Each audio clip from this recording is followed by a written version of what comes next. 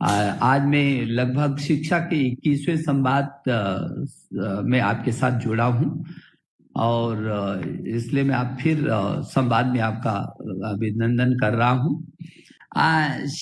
विश्वम, आपकी बिल्कुल सही बात है और आपने जो कहा है कि 10 से 20% उसको कम कर दें और थोड़ा सा समय बढ़ा दें। आपका जो विचार है बिल्कुल सही है और आपको मालूम है कि कुछ तो अभी 10 से 20% क्या सीबीएसई ने तो 30% तक अपने पाठ्यक्रम को कम किया है और आपने कहा है कि आगे समय थोड़ा सा और मौका मिलना चाहिए। यदि ऐसी ही परिस्थिति रही, आपको याद होगा कि पिछली बार हमको 1 बार 2 बार 3 बार परिस्थिति जन्य निर्णय लेने पड़े थे।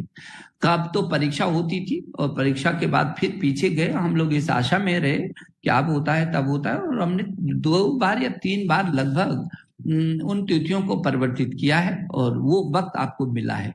यदि कभी ऐसी परिस्थिति होगी कि आपको समय चाहिए, उस समय का विस्तार करना है, तो उन परिस्थितियों पर निर्भर करेगा। लेकिन आपकी बिल्कुल जो बात है वो सही है और आप जैसे बहुत सारे, कम से कम जो आपने इच्छा व्यक्त की है, मैं देख रहा हूं जो मेरे को सुझाव है उसमें भी बहुत सारे लोगों के सुझाव आए हैं जो आपने सुझाव दिए। जी प्रियांशु, प्रियांशु कह रहे हैं कि हमारे सिलेबस से हटाए गए चैप्टर्स को लेकर के छात्रों और हमारे शिक्षकों के बीच अभी भी काफी संदेह भ्रम बना हुआ है। क्या हटाए गए चैप्टर्स के विषय में पृष्ठ संख्या के साथ साथ एक डिटेल हमें वीडियो और पीडीएफ के माध्यम से जानकारी प्राप्त हो सकती है? प्रियांशु, आपने जो प्रश्न किया है वो प्रश्न कई और छात्रों का भी है और मुझे लगता है और कुछ छात्रों ने ये भी कहा, जब ये प्रश्न आए तो बहुत सारे छात्रों ने ये कहा कि नहीं, हमारे स्कूल ने उस जानकारी हमको प्रदान कर दी है। ये जो सीबीएसई का बोर्ड है, इसकी आप यदि साइट पर जाएंगे तो उनकी वेबसाइट पर आपको सब कुछ मिल जाएगा। सीबीएसई के चेयरमैन मनोज आहूजा जी ने मुझे बताया और हमारी जो सचिव है स्कूली शिक्षा अनीता जी ने मुझे बताया कि हमने ऑलरेडी उस सीबीएसई बोर्ड का जो पेज है, जो उसका साइट है, उस साइट पर ऑलरेडी इसको डाला हुआ है, तो आप उसको निकाल सकते हैं, देख सकते हैं और उन्होंने सभी स्कूलों को भी भेज दिया। मैं आपके माध्यम से, मेरे साथ स्कूलों के सभी प्रधानाचार्य जुड़े हुए हैं, मैं उनसे अनुरोध करूंगा कि अपने बच्चे तक, सभी छात्रों तक जो सीबीएसई की ये सूचनाएं हैं जिसमें बहुत स्पष्ट तरीके से क्या हटाया गया है, उसमें साफ साफ है कितना हटाया गया, किस पृष्ठ का क्या हटाया गया है, तो उसमें बहुत स्पष्ट जानकारी है। ये भ्रम रहना नहीं चाहिए और छात्र और अध्यापक के बीच भी नहीं रहना चाहिए। ये प्राचार्यों को मैं अनुरोध करूंगा,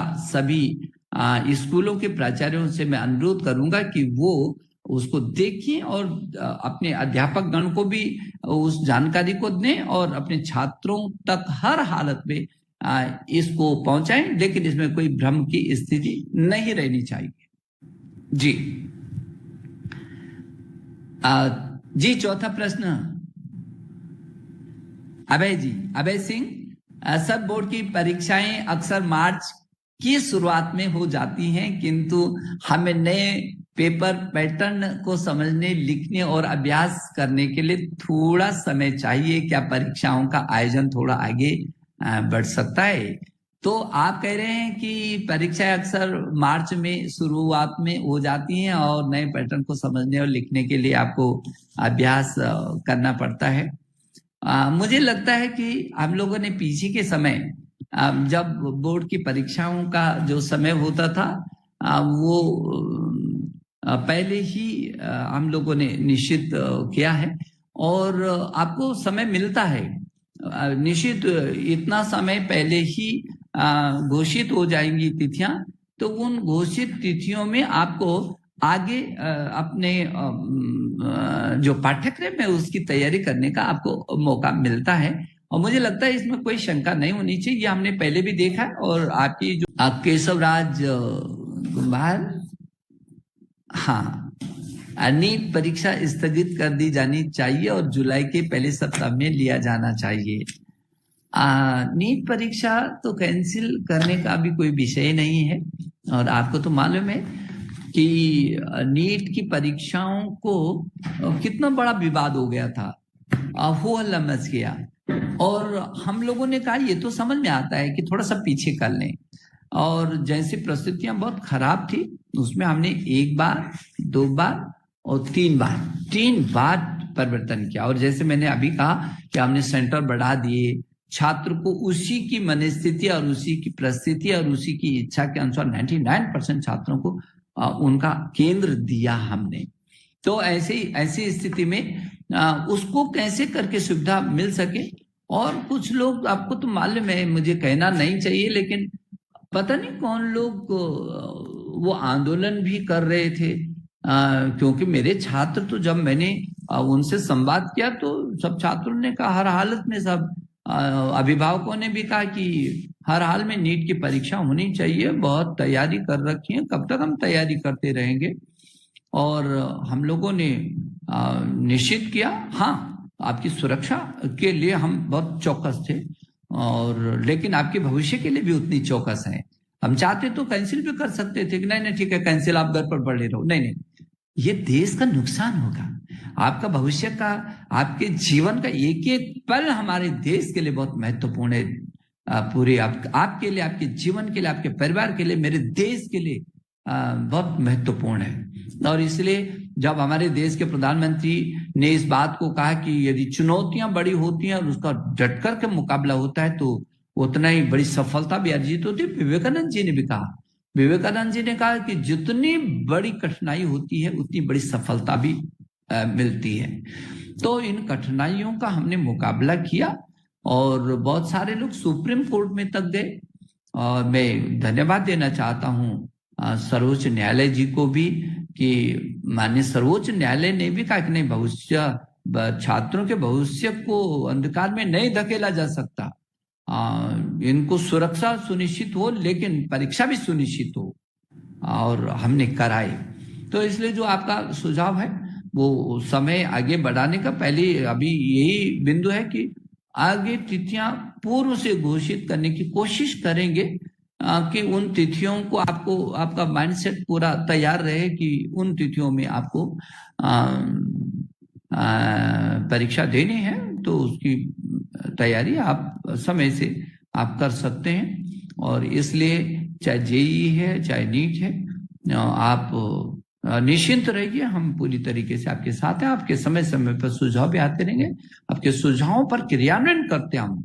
आपने देखा होगा कि जो भी अब पीछे के समय में हम आपके साथ संवाद करते रहे, जो भी आपसे आया वो हमने किया, जो भी व्यवहारिक हो सकता था उस सीमा तक जाकर के किया। हम आपके साथ चट्टान की तरह हमेशा खड़े रहे हैं, पूरा मंत्रालय खड़ा रहा है, पूरा विभाग खड़ा रहा है, पूरा शिक्षा के लोग, शिक्षा तंत्र खड़ा रहा है।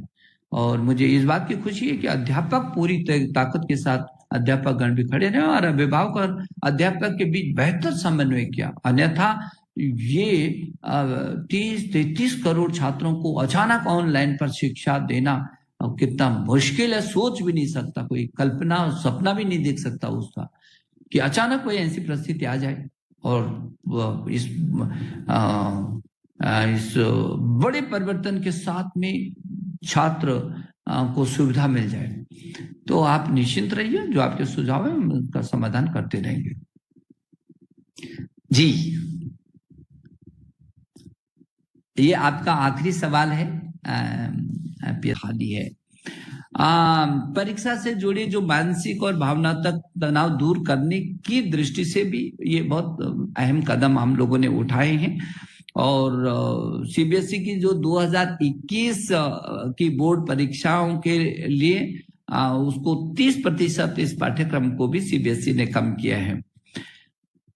मैं ये समझता हूं कि जो नीट जेईई की जो परीक्षाओं से जुड़ा विषय है वो भी आपके सामने कई बार लगातार आ रहा है, और मुझे लगता है अभी भी आपके मन में बहुत सारे सवाल होंगे इसको करके। जेई और नीट की परीक्षाएं क्या हूँ, कैसे हूँ, कब हूँ, क्या हूँ, और हूँ नहीं हूँ, बहुत सारे सवाल जरूर आपके मन में उथल पुथल मचा भी रहे होंगे। लेकिन मुझे इस बात की खुशी है कि हमने जेई की समय पर परीक्षा दी, आपके वर्ष को खराब नहीं होने दिया। जेई एडवांस के समय पर परीक्षा की, और नीट की भी समय पर, और नीट दुनिया का इस कोरोना काल की सबसे बड़ी परीक्षा साबित हुई है, और बहुत सावधानी पूर्वक बहुत अच्छे तरीके से हुआ।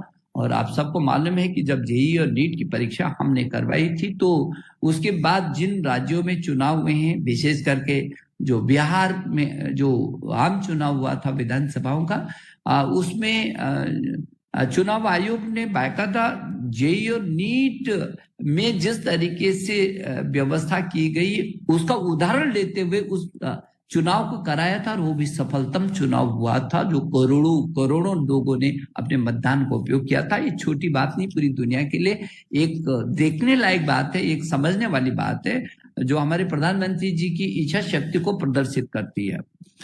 जो नीट का एग्जाम है, जो पिछले वर्ष के मुकाबले इस वर्ष 5.14% अधिक बच्चों ने रजिस्ट्रेशन करवाया, ये भी अपने में रिकॉर्ड है। और जो वैयक्तिक दूरियां और सुरक्षा की दृष्टि से छात्रों ने की है, उसमें हमने परीक्षा केंद्रों को जरूर बढ़ाया था।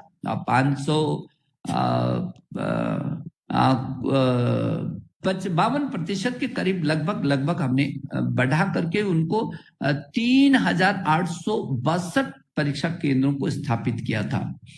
तो उसको हमने 52% इसलिए बढ़ाया ताकि जो सुरक्षा के दृष्टि से दूरियां वो हों, और क्योंकि हमारे लिए आपकी सुरक्षा सर्वाधिक महत्वपूर्ण थी।